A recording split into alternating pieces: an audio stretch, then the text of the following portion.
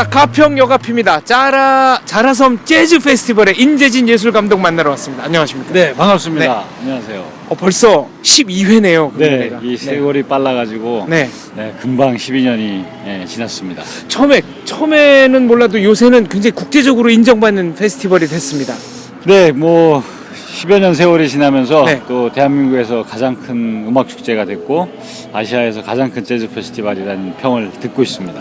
본인 스스로는 이 자라섬 재즈 페스티벌을 하기 전에 네. 마이너스의 속이다.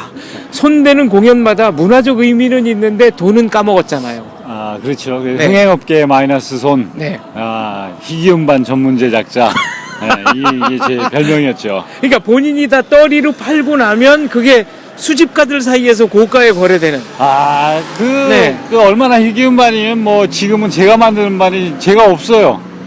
저도 가지고 있지 않은 정도의 희귀음반이. 비싸게 사야 되고 오히려 그 비싸게 사는 값이 제작비보다 더 들어가는. 네. 네. 몇 개 좀 남겨 놓으시지. 그러게요. 이 참 어딘가 뭐 또 정리하다 보면 네. 나오지 않겠습니까? 근데 이번에 그 재즈 페스티벌은 어떻게 좀 흥행이 됩니까?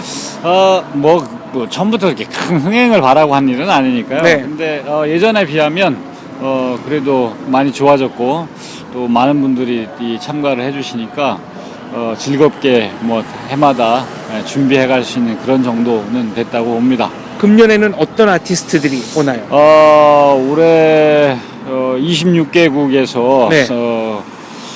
전체 아티스트로 따지면 이제 300여 명이 어우, 참가를 하고요. 첫 해에 비해서는 어마어마하게 늘었네요. 그렇죠. 예, 네. 굉장히 커졌고 또 뭐 개별적으로 아티스트를 이야기하자면 네. 뭐 굉장히 관록 있는 퓨전 밴드 스파이로자이라라든가 또 아프리카의 스팅이라고 하는 네. 리차드 보나 네.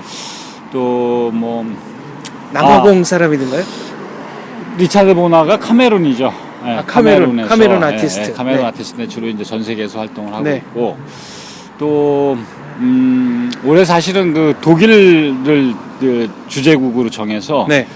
포커싱 프로그램을 이제 독일에 좀 맞췄습니다. 그래서 독일에서 5개의 그룹이 이렇게 오는데 그 중에 이제 보면 클라우스 돌딩거라고 네. 하는 아주 그 전설적인 독일 연주자가 이끌고 있는 패스포트라는 그룹도 공연을 하고 있고 다른 페스티벌에서는 보기 어려운. 네. 그러니까 국내 초연이네요. 그렇죠. 네. 실제로 뭐 자라섬에서는 항상 프로그램을 할 때 네. 그런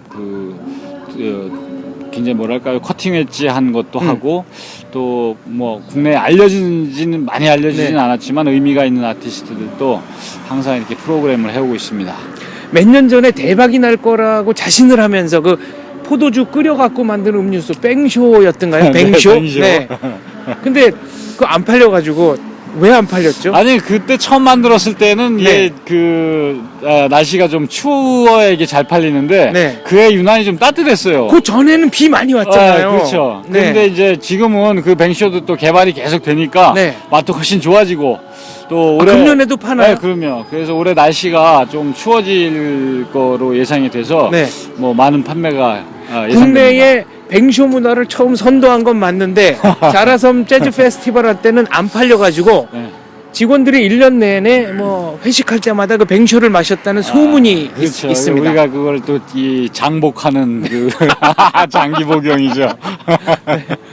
그 형수님인 재즈 아티스트 나윤선. 네. 금년에는 무대 안 올라옵니까? 네, 올해는 뭐 공연 계획이 페스티벌에서는 없습니다. 그러니까 저 출연료가 좀 모자랄 때는 그런 건 형수님 아니고. 이렇게 올리고. 그런 네. 건 아닌데 이제 뭐랄까요? 그 뭐 특수관계에 있다고 그래가지고 이렇게 너무 네. 자주 나오면 그 뭐 형평성에 어긋나지 아니, 않겠어요? 가평 주민인데 그래도 물론 매년 뭐 좀 나와서.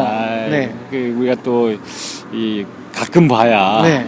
더 희소성도 있고 더 반가워하시지 않을까. 언제 다시 나오시나요? 글쎄요, 뭐 당분간 계획은 없습니다. 해외 공연만 가시는 겁니까? 네, 해외하고 이제 네. 가평 재즈 페스티벌은 아무튼 금년에는 안 나온다. 금년에는 네. 없습니다. 많은 예술 기획자들, 그러니까 이제 젊은이들이 그 로망으로 꼽는 직업 가운데 하나가 예술 기획자인데 네.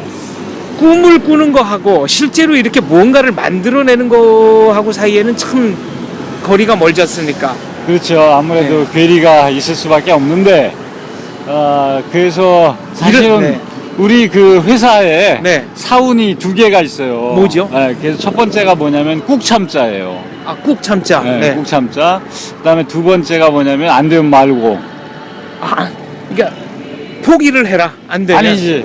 그게 아니고 네.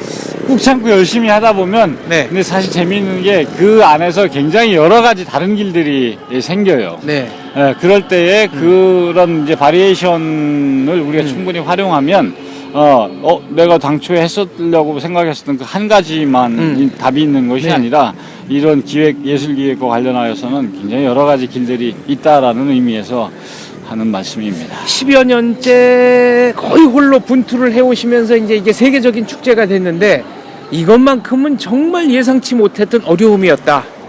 이걸 어떻게 돌파했다까지 하나만 좀 소개해 주신다면 뭐가 있을까요? 아무래도 이게 야외에서 이루어지니까 비죠. 네. 천수답이네요. 네, 말하자면. 그렇죠. 네. 비가 실제로 야외 행사를 할 때는 가장 큰 변수가 되는데 네. 그 비도 이제 계속 이렇게 맞고 뭐 하다 보니까 나름대로 이게 트레이닝이 됐어요.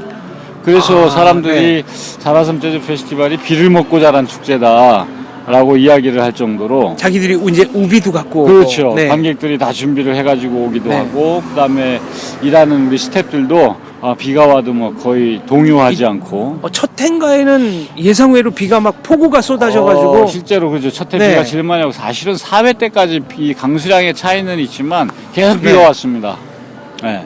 그래서 다들 이제 트레이닝이 돼서 잘 뭐 극복할 수 있는 도전에 노하우가- 따른 그렇죠. 응전의 노하우가 그렇죠. 생긴 거네요. 노하우가 자, 생겼죠. 금년도 자라섬 재즈 페스티벌은 10월 9일부터 11일까지 금, 토, 일. 네, 그래서 연휴가 되기 때문에 네. 아마 많은 분들이 가벼운 마음으로 네. 이렇게 함께 해주실 수 있을 것 네, 같고 총 공연 수는 너무 많아가지고 잘 모르겠는데 한 100회 정도가 됩니다.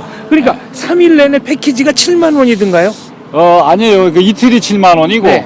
하루는 4만 5천 원, 3일은 9만 원 이렇게 돼 그러니까 있죠. 9만 원인데 100개를 다 본다 그러면은 회당 900원 내고 보는 거네요. 100개를 다 보는 건 물리적으로 좀 불가능하겠습니다만. 아니요, 뭐 열심히 돌아다니면 볼 수도 있겠죠. 네. 네. 본인의 의지 문제다. 그런데 이게 이 무대가 우리가 이 10여 개가 되는데 네. 그 중에 실제로 유료는 2개만 네. 유료이기 때문에 나머지들은 다 공짜로 와서도 보실 수 있어요.